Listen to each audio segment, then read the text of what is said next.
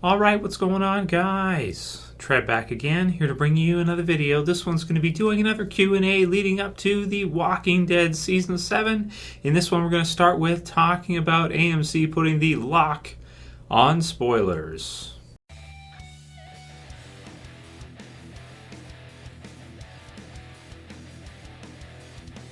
And of course, spoiler warning as always if you're not caught up on The Walking Dead. I assume you pretty much all are at this point. So it's been a few days since I've done a video for Walking Dead. Of course, been covering Game of Thrones with all the crazy things going on with that leading up to the big kind of finale, which is like this Sunday. So I've been doing a lot of videos for that.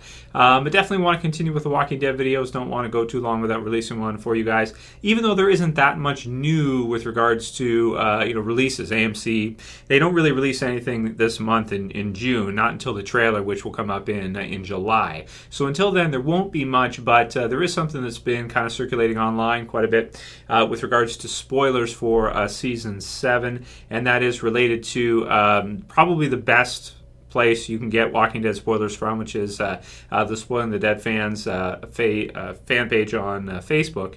And it seems, and I'll put a link in the description to comicbook.com where they cite it and everything, that AMC has unfortunately sent them a letter for threatening for a lawsuit if they leak or they release information on who the Negan death is. So that's pretty scary stuff, man. I mean, definitely for the people who are involved, with the page and everything like that.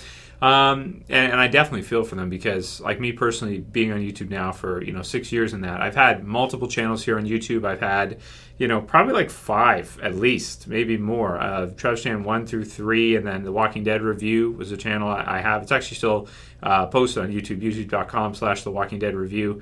There's some videos from like 5 years ago in it and stuff like that too. And the reason why I had to keep recreating the channel and make so many channels, if at first you don't succeed, try again, was because the UFC used to screw up my channel constantly. They used to, strike me for stuff that was just like, oh, you used one of our fighters in a thumbnail. We're going to strike you. They just, pretty simply, they didn't want me doing what I was doing. The UFC did not want me doing predictions for their fights. They did not want me recapping their fights. They did not want me reviewing their fights. They didn't want me to do it at all. Nowadays it's probably okay, but I definitely understand exactly how the Spoiling the Dead people would feel about this, because this exact same thing happened to me with the UFC.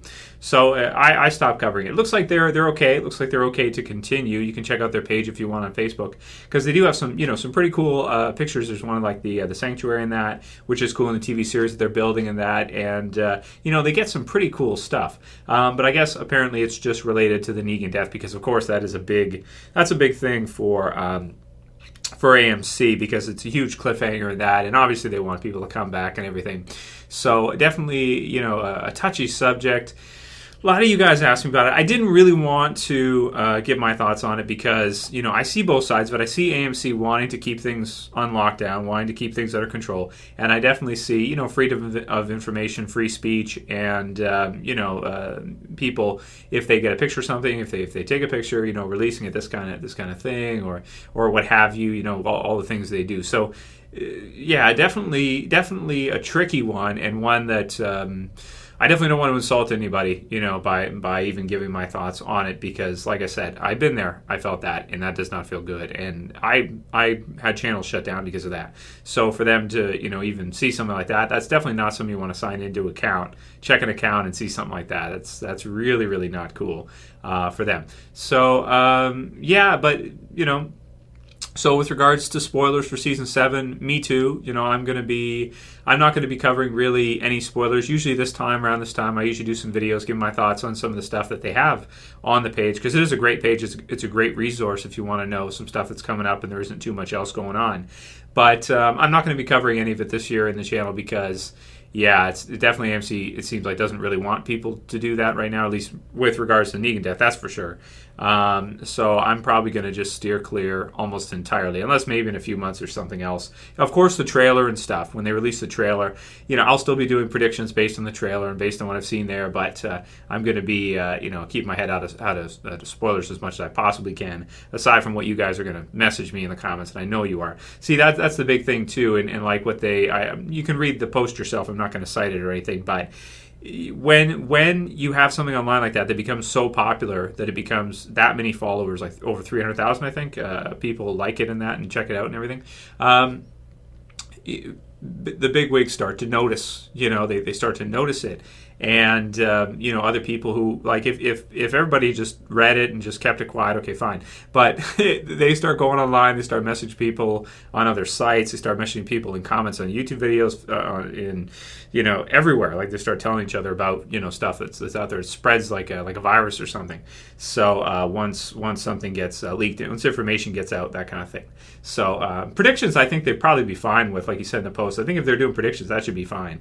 Probably AMC thinks that they've got leaked info, and that's probably why. If it was just predictions, they probably wouldn't care. But leaked info is UFC just banned a reporter 2 weeks ago. His name's Ariel Helwani, because he got leaked info that Brock Lesnar was fighting at UFC 200, and he released it before the UFC did. So they banned him. They're like, okay, well, you can't come to any more of our events, like, ever.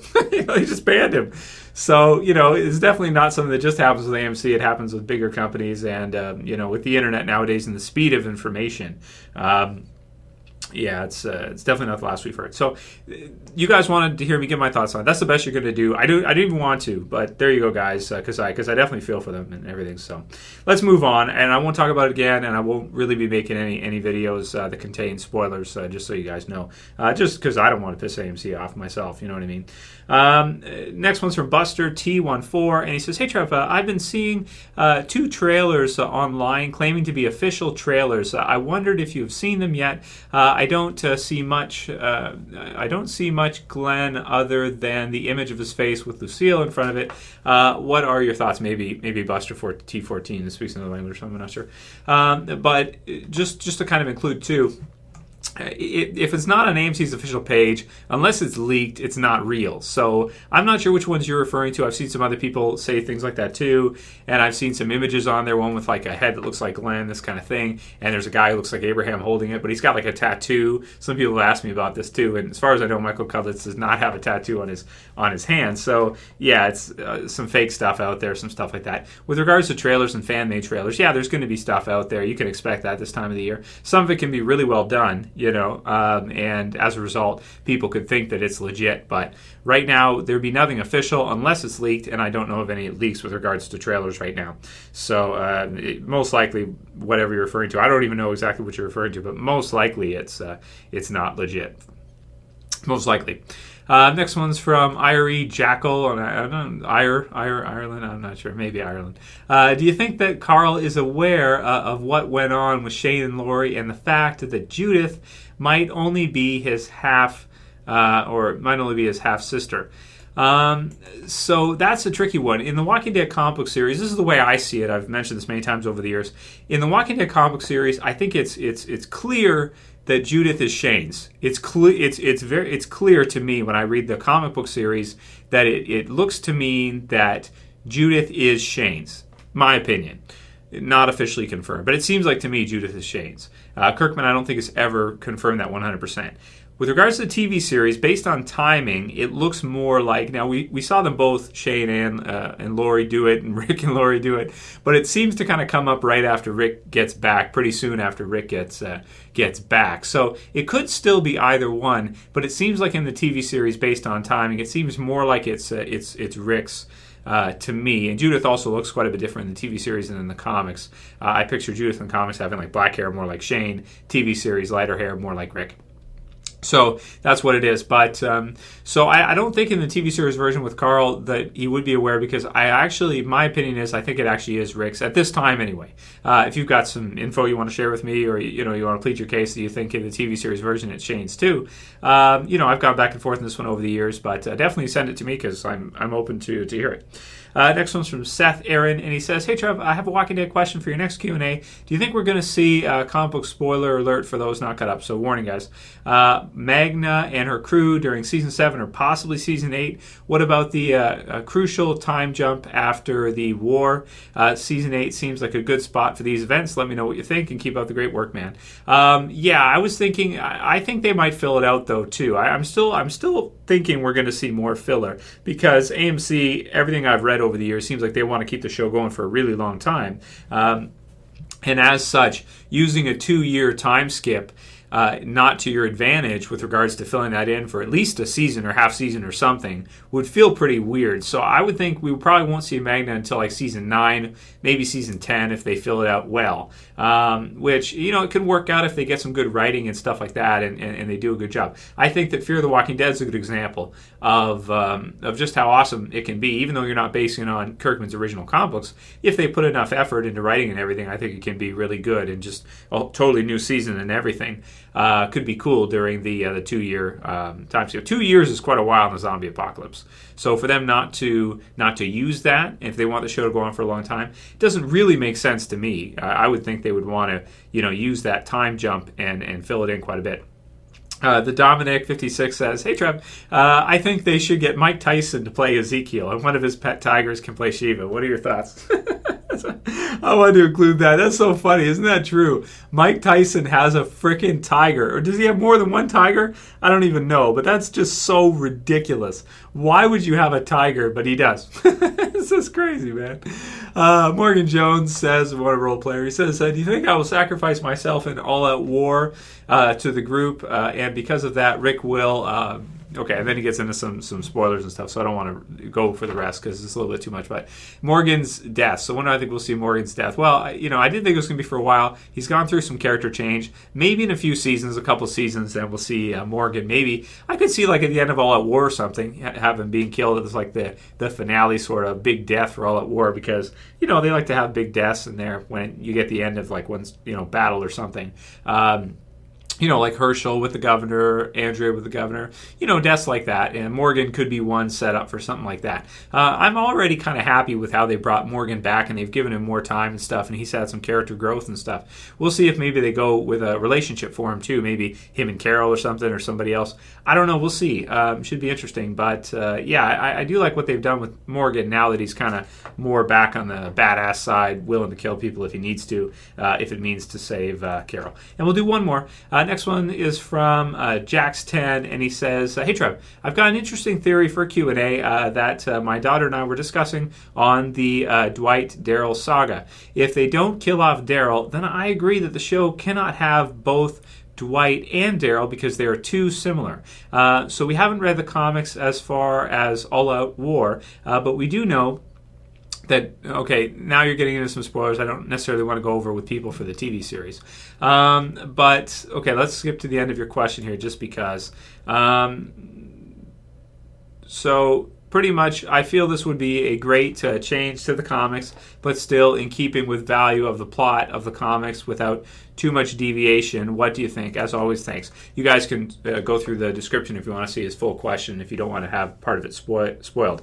But I do agree with you that I think that might be what they're setting up. I do think that Daryl may kind of take over Dwight's role, is pretty much we can simplify it down to. If Daryl kills off Dwight, that's not in the comic books. Daryl does not exist in the comic books.